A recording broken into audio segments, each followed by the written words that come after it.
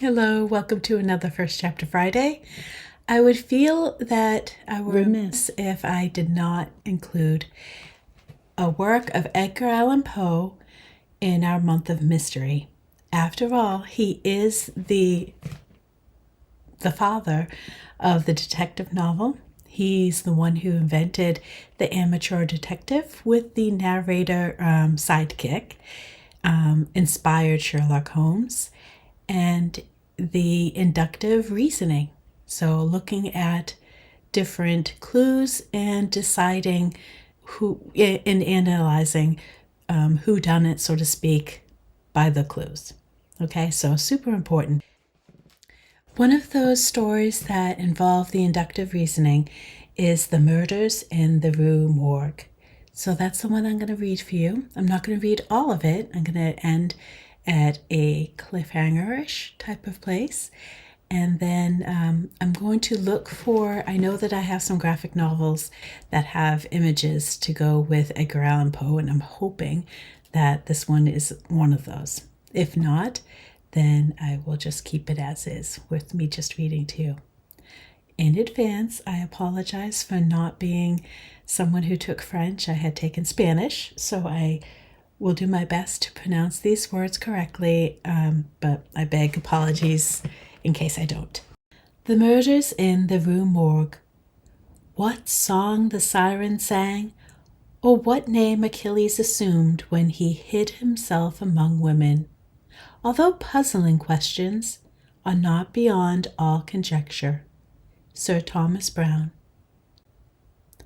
The mental features discoursed, as of the analytical, are in themselves but little susceptible of analysis.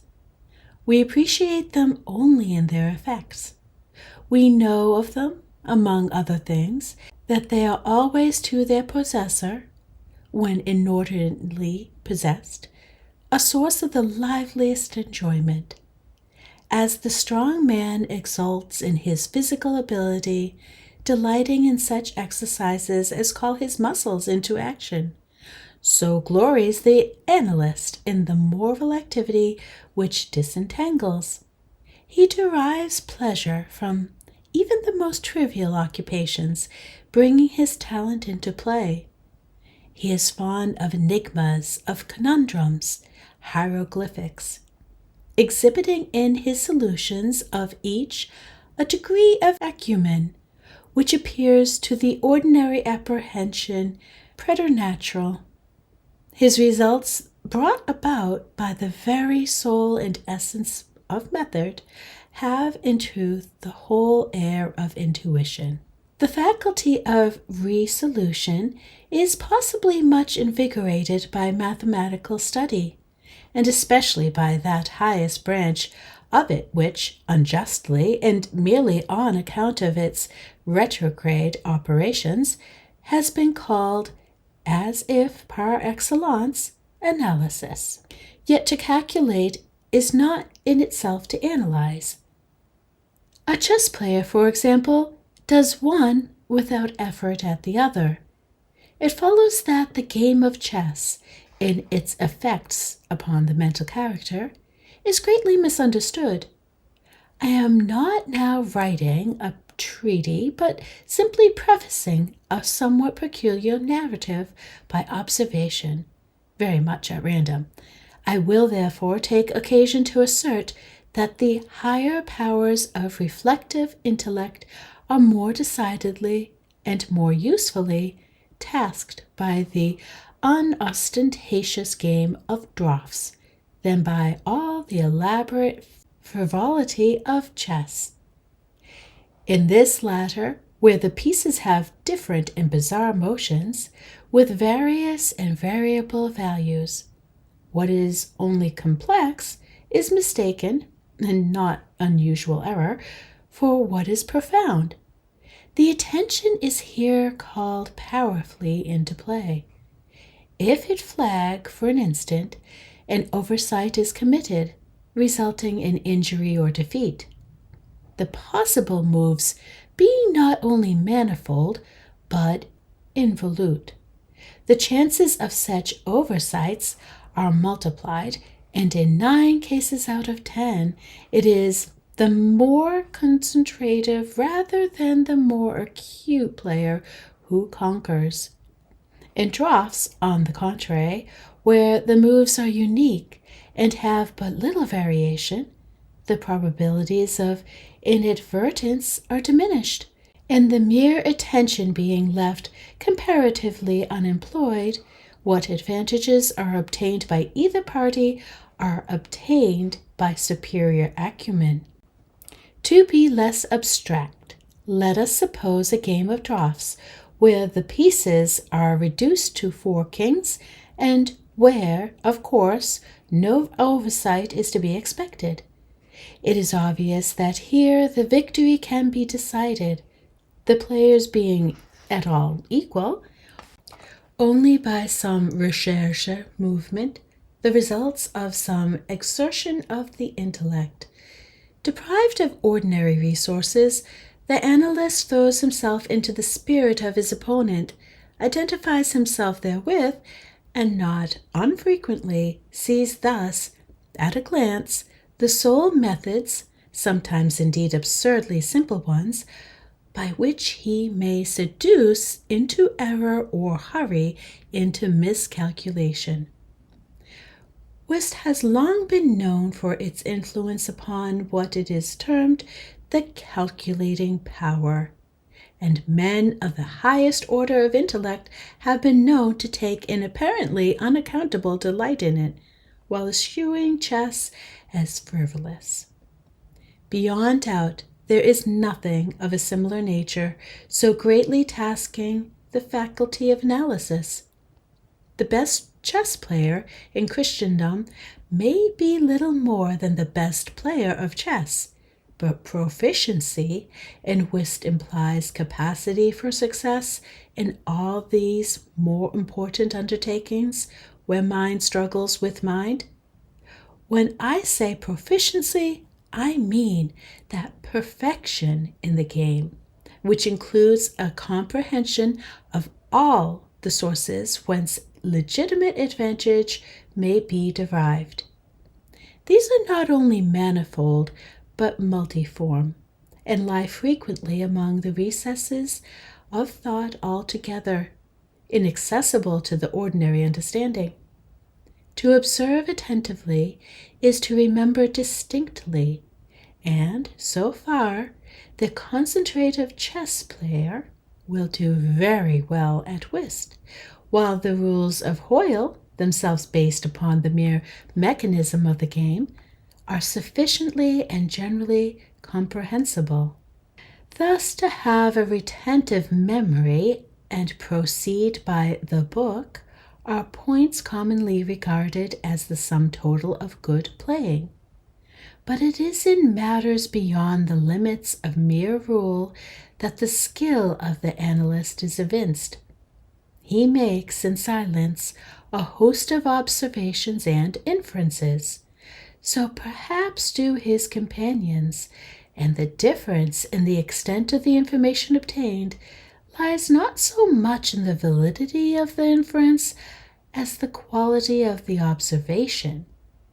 The necessary knowledge is that of what to observe. Our player confines himself not at all, nor because the game is the object does he reject deductions from things external to the game. He examines the countenance of his partner, comparing it carefully with that of each of his opponents. He considers the mode of assorting the cards in each hand, often counting trump by trump and honor by honor, through the glances bestowed by their holders upon each. He notes every variation of face as the play progresses, gathering a fund of thought from the difference in the expression of certainty, of surprise, of triumph or chagrin. From the manner of gathering up a trick, he judges whether the person taking it can make another in the suit. He recognizes what is played through feint by the manner of which it is thrown upon the table. A casual or an inadvertent word, the accidental dropping or turning of a card, with the accompanying anxiety or carelessness to regard to its concealment, the counting of the tricks, with the order of their arrangement, embarrassment, hesitation, eagerness, or trepidation, all afford to his apparently intuitive perception indications of the true state of affairs. The first 2 or 3 rounds having been played, he is in full possession of the contents of each hand, and thenceforth puts down his cards with as absolute a precision of purpose as if the rest of the party had turned outward the faces of their own. The analytical power should not be confounded with simple ingenuity, for while the analyst is necessarily ingenious, the ingenious man is often remarkably incapable of analysis. The constructive or combining power, by which ingenuity is usually manifested, and to which the phrenologists, I believe erroneously, have assigned a separate organ, supposing it a primitive faculty, has been so frequently seen in those whose intellect borders otherwise upon idiocy, as to have attracted general observation among writers on morals. Between ingenuity and the analytic ability, there exists a difference far greater, indeed, than that between the fancy and the imagination, but of a character very strictly analogous. It will be found, in fact, that the ingenious are always fanciful, and the truly imaginative never otherwise than analytic. The narrative which follows will appear to the reader somewhat in the light of a commentary upon the propositions just advanced. Residing in Paris during the spring and part of the summer of 18, not mention the rest, I there became acquainted Monsieur C. Auguste Dupin. This young gentleman was of an excellent, indeed of an illustrious family, but by a variety of untoward events he had been reduced to such poverty that the energy of his character succumbed beneath it, and he ceased to bestir himself in the world or to care for the retrieval of his fortunes. By courtesy of his creditors, there still remained in his possession a small remnant of his patrimony, and upon the income arising from this, he managed, by means of rigorous economy, to procure the necessities of life, without troubling himself about its superfluities. Books indeed were his sole luxuries, and in Paris these are easily obtained. Our first meeting was at an obscure library in the Rue Montmartre, where the accident of our both being in search of the same very rare and very remarkable volume brought us into closer communion. We saw each other again and again. I was deeply interested in the little family history which he detailed to me with all the candor which a Frenchman indulges whenever mere self is the theme. I was astonished, too, at the vast extent of his reading, and, above all, I felt my soul enkindled within me by the wild fervor and the vivid freshness of his imagination. Seeking in Paris the objects I then sought, I felt that the society of such a man would be to me a treasure beyond price, and this feeling I frankly confided in him. It was at length arranged that we should live together during my stay in the city, and as my worldly circumstances were somewhat less embarrassing than his own, I was permitted to be at the expense of renting and furnishing in a style which suited the rather fantastic gloom of our common temper, a time-eaten and grotesque mansion, long deserted through superstitions into which we did not inquire, and tottering to its fall in a retired and desolate portion of the Faubourg Saint-Germain. Had the routine of our life at this place been known to the world, we should have been regarded as madmen, although perhaps as madmen of a harmless nature. Our seclusion was perfect. We admitted no visitors. Indeed, the locality of our retirement had been carefully kept secret from my own former associates, and it had been many years since Dupin had ceased to know or to be known in Paris. We existed within ourselves alone. It was a freak of fancy in my friend, for what else shall I call it, to be enamored of the night for her own sake, and into this bizarre, as into all his others, I quietly fell, giving myself up to his wild whims with a perfect abandon. The sable divinity would not herself dwell with us always, but we could counterfeit her presence. At the first dawn of the morning, we closed all the massy shutters of our old building, lighted a couple of tapers which, strongly perfumed, threw out only the ghastliest and feeblest of rays. By the aid of these, we then busied our souls in dreams, reading, writing, or conversing, until warned by the clock of the advent of true darkness. We then sallied forth into the streets, arm in arm, continuing the topics of the day, or roaming far and wide until a late hour, seeking amid the wild lights and shadows of the populous city that infinity of mental excitement which quiet observation can afford. At such times I could not help remarking and admiring, although from his rich ideality I had been prepared to expect it, a peculiar analytic ability in Dupin. He seemed to take an eager delight in its exercise, if not exactly in its display, and did not hesitate to confess the pleasure thus derived. He boasted to me, with a low chuckling laugh, that most men, in respect to himself, wore windows in their bosoms, and was wont to follow up such assertions by direct and very startling proofs of his intimate knowledge of my own. His manner at these moments was frigid and abstract. His eyes were vacant in expression, while his voice, usually a rich tenor, rose into a treble which would have sounded petulant but for the deliberateness and the entire distinctness of enunciation. Observing him in these moods, I often dwelt meditatively upon the old philosophy of the bipart soul, and amused myself with the fancy of a double Dupin, the creative and the resolvent. Let it not be supposed, from what I have just said, that I'm detailing any mystery or penning any romance.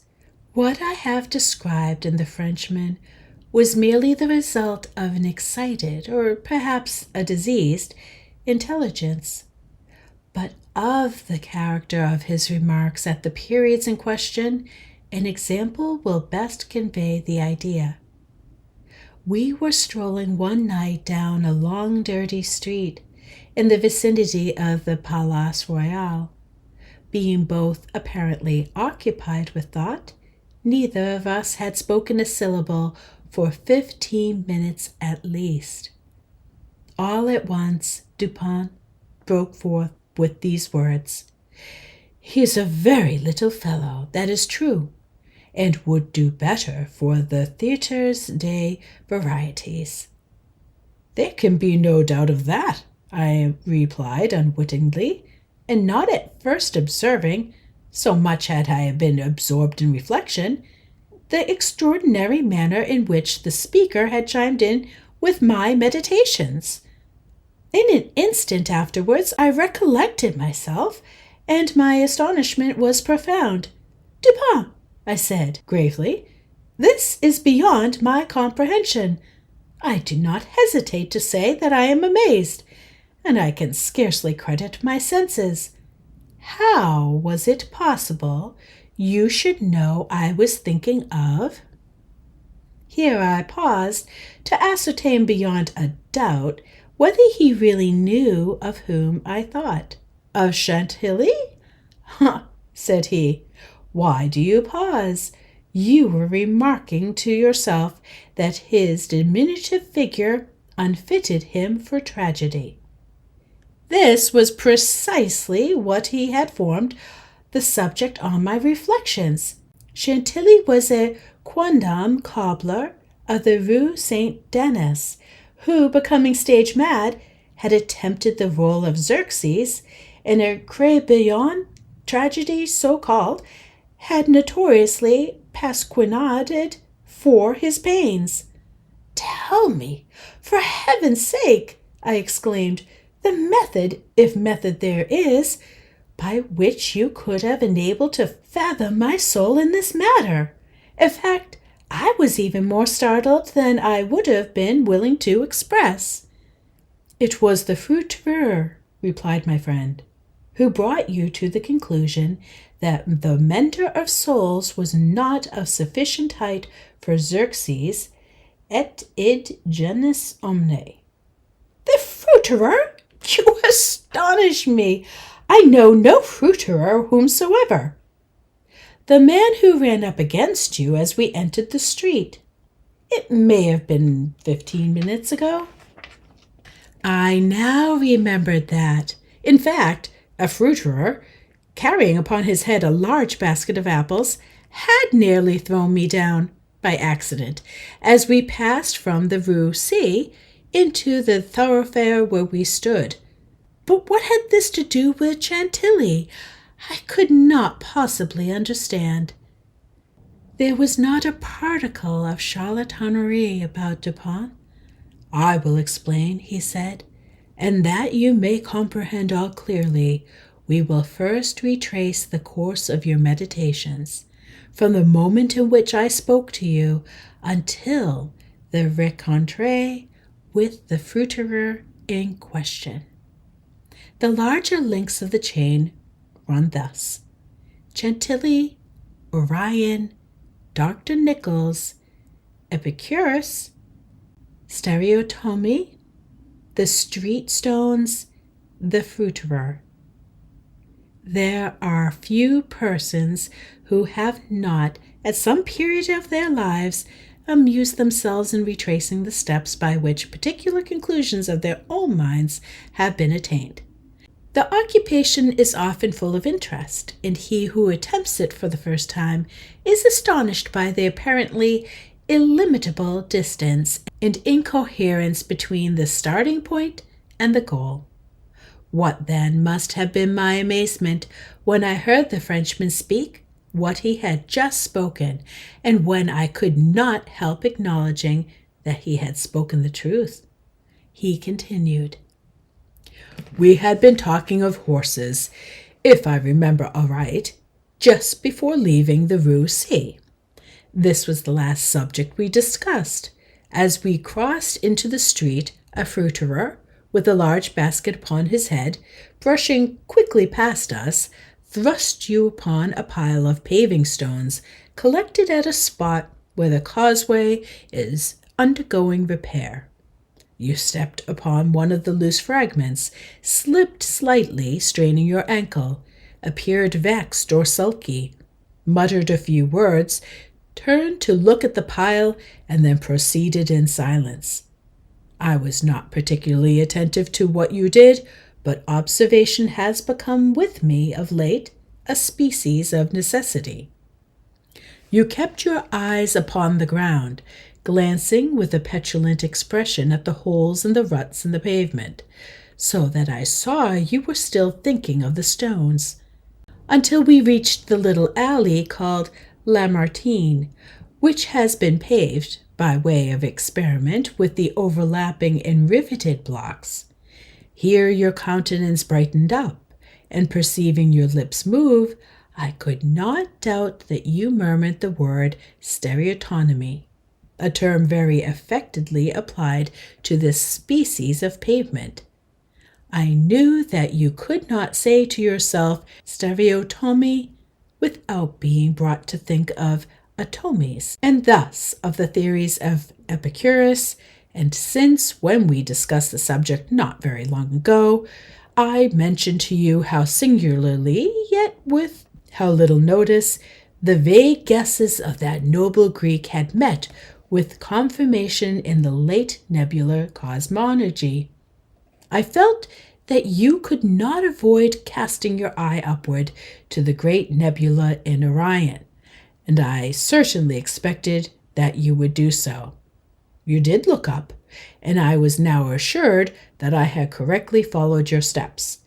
But in that bitter tirade upon Chantilly, which appeared in yesterday's Musée, the satirist, making some disgraceful allusions to the cobbler's change of name upon assuming the buscan, quoted a Latin line, about which we have often conversed.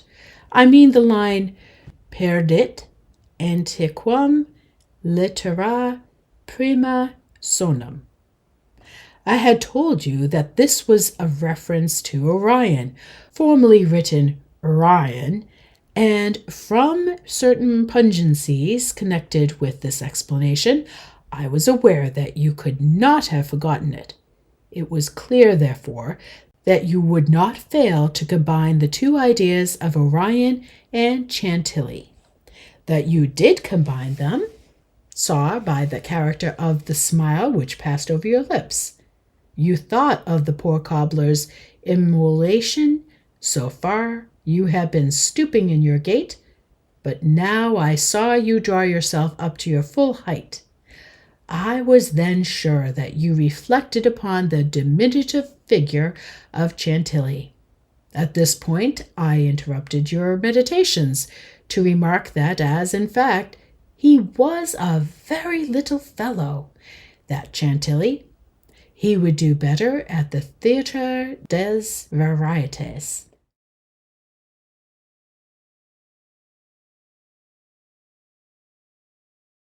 Not long after this, we were looking over an evening edition of the Gazettes des Tribunaux when the following paragraphs arrested our attention.